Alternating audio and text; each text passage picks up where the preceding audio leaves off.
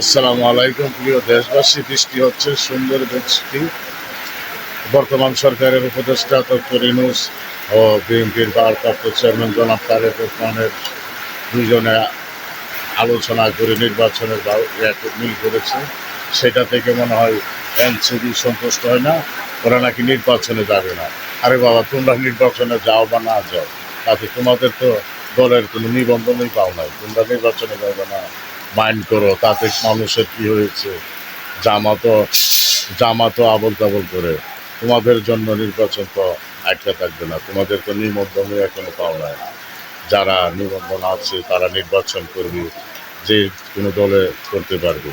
তোমরা নিবন্ধন নেই, তোমরা বলো মাইন্ড করো, তোমরা নির্বাচনে যাইবে না। এক দলের সাথে আলোচনা করে নির্বাচনের ডেট দিয়েছে, তো দেখ তাতে কী হয়েছে।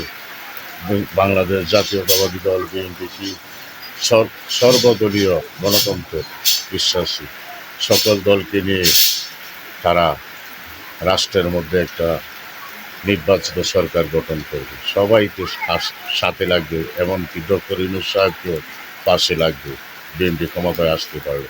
তোমরা মাইন্ড করো কেন? তোমরা শান্ত হয়ে জনাব তারেক সাহেবের সাথে, বিএনপির ভারপ্রাপ্ত জনাব তারেক রহমানের সাথে সাক্ষাৎ করো, তো দিনে আসো।